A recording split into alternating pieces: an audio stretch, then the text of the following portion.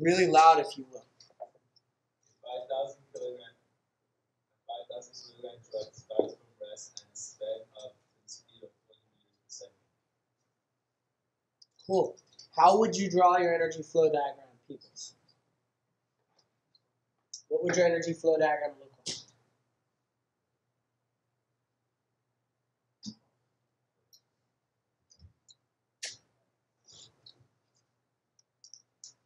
You can tell me. I'll do it up here, brother. In the beginning, tell me about the object's motion.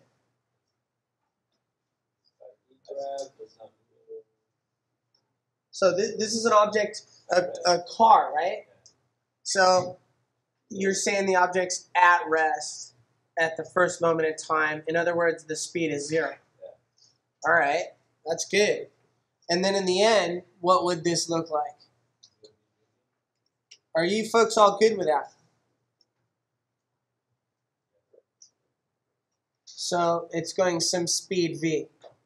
Everybody cool? And I suppose your system would then be what? Okay. Does the car change height? So is there any reason to include a gravity field here? Okay. So this would be a really good first step. Now, elastic, is there any elastic to worry about? Any EG to worry about? Because there's no change in height. We don't care about it. Any kinetic in the beginning? So would you guys agree that in the beginning we got no energy stored in this system? So nothing, but in the end, are we going to have EK if we're then moving? Yes.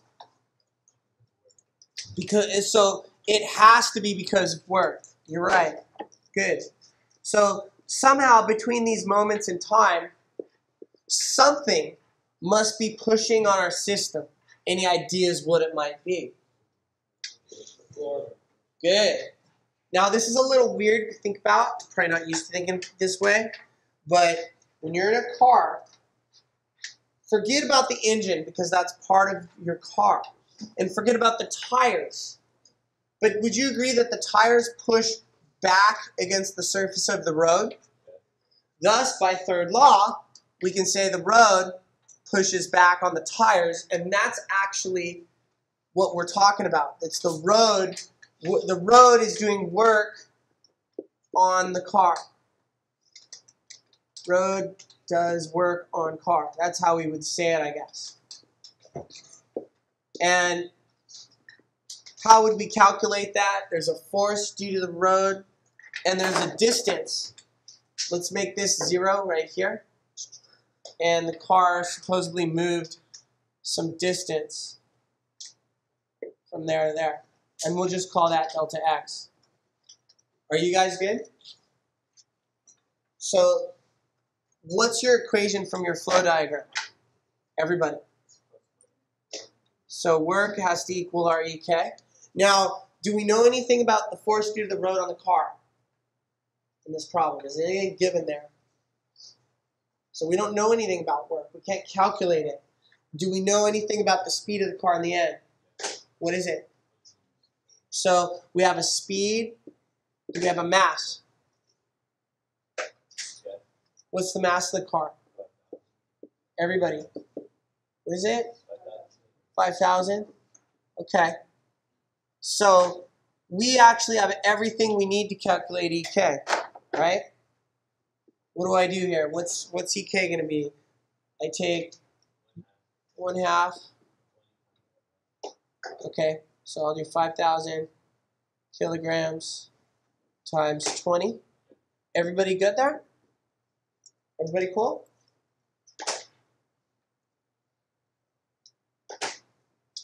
Please check. It's much better if you get it wrong now than if you get it wrong on Thursday.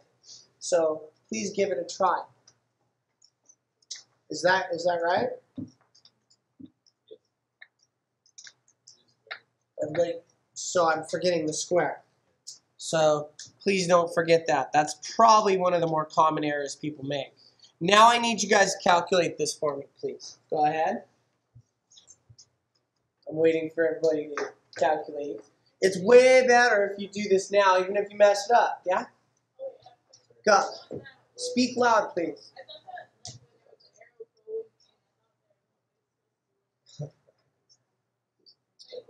Say it again, really loud.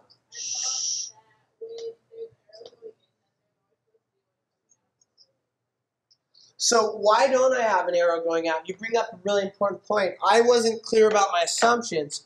What am I assuming? Because I don't have an arrow going out, what am I saying? What am I ignoring? Can I say I'm ignoring EDIS? So I'm really glad you said that. Let's ignore, because I need to write my assumptions down. Ignore dissipated energy. Good. And does there always need to be an arrow out when there's an arrow in? So it doesn't have to be that way, don't worry. But you do need to write down the assumptions you're making. It'll help you. So you guys haven't told me what this value is yet. Please help. Please check, everybody. It's just 2,500 times 20 times 20, please. Huh? How many people got a million here? I need everybody's help, dude. How many people are getting a million? All right, and it's a good time to check your work and make sure you can do it. So what does this mean? Yeah. And does this work end up to be kinetic energy? So the real reason you're drawing energy flow diagrams is to get an equation, and then every term in your equation you'll have other equations for. Does that make sense?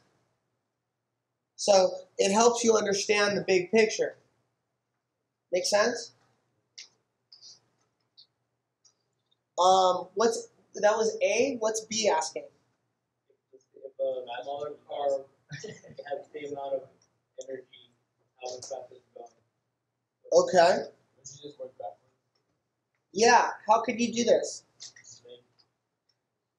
Just make 1 million joules equals 1/2. Okay. Well, hold on. I'm not that fast. Okay. So the equation you're using is the equation for EK, right? 1/2 mv squared. And what do you plug in for EK? A million? I'm not going to actually solve it. I'm going to leave it for you guys to do. What are you plugging in for M? Why 3,000 and not 5,000? Okay. Good. And you solve for V, right? So just so you can check your work, what do you get for V? Someone please do that now.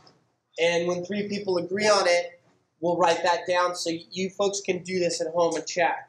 This will be a video you can watch on the website, and you can try it. Make sense? And check that you can do it. Your celebration's Thursday, so you should really be getting ready. 25.8 miles. Okay, so I'm going to just call it 26 meters a second. Okay? All right, now I need C. What's C asking, please? How much force would take to stop the heavier truck in 20 meters? Okay, so read that again when everyone's listening. One more time. What'd you say? What force would be necessary to stop the heavier truck in 20 meters? So can I still use this equation? Okay, so I'm just going to copy that down because I have a feeling it's going to help. So work is going to be equal to my kinetic energy in the end. And the question's asking about force. Force isn't even in this equation. In EK, we have nothing related to force. But work, by definition, is what? Try that again. It's the area under which graph? Well, keep trying. So work, if you'll recall. I know it's just a straight line. It's just based on that. Yeah, we're talking about this kind of a graph, right? And we're saying, and what's cool about this can be the force to make the car speed up, or it can be the force to make the car slow down. what do you think it is that pushes on the car for the car to speed up? So is the road pushing. And then what do you think it is that pushes on the car to make it stop?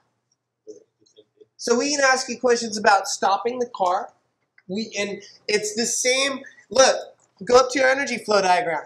If you think in this energy flow diagram, can I make my end my beginning and my beginning my end, and do I get the same equation? So if you think in an energy flow diagram, you can start to use it for everything. Make sense? So I can be moving and then I can stop, and this arrow, instead of going in, is going cool. And then I'm talking about stopping a car. It's pretty cool that way. And I think that's what's C asking again, please? Help me again. What is C asking? So how much force do we need to stop this car? Isn't F delta X going to equal the work? So say that again, please. Okay, so we put 1,000,000 there. Right? What do we put for delta X? 20. And we can find the force to stop the car. And I think it comes out to be about 50,000 newtons, so you can check your work. Is everybody good there? Everybody cool? So I'm leaving it for you to do so that you can practice. All right? What's D all about, please? Go ahead. There's one more part to this, right? Same force were applied to the ladder truck moving at the speed of 20 meters per second. How far would it take to stop? So is the same energy flow diagram correct? So can we say that work is still going to equal REK? Yeah. Okay. And you'll have to read the question again because it takes me time to figure it out. If the same force were applied to the ladder truck moving at the speed of 20 meters per second, how far would it take to stop? So which one of these variables are we actually looking for now? Maybe read it one more time. It usually takes like 3 or 4 times reading it over and over before you realize what you're looking for, if you're anything like me.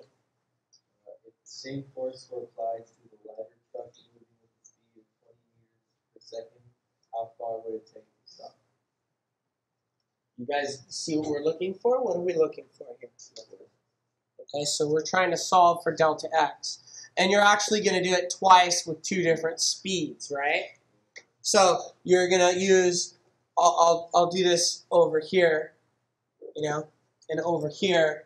For one of them, you got a speed of, what, 20? Is that right? And then your mass, we're talking about the lighter car, so what's the mass, please? Little help? What? 3,000, good. And that's the same for both.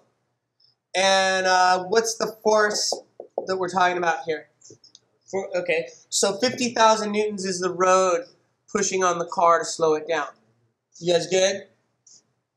And we're solving for delta X. And then you'll do the same thing over here. You'll do this twice. What are you using? Different what? No, read the question, the last 2 parts of this question. Different speeds, yeah. So what do you think is going to happen when you solve this? Move this over here. This one, the speed's actually 26, right? So I turn that into a 6. What do you folks think is going to be bigger? Which one? I need your help. Which one's going to be bigger? You're moving a little slower here than here. And what I really want you to solve this on your own and see what happens, because the difference, give me a moment please. The difference is dramatic. You're only changing speed by a little, but your stopping distance is going to almost double. I think it's useful to have a sense of that because y'all getting chunks of metal and move around in them, and when they hit each other, it's not good. Right? Hey, what's your homework?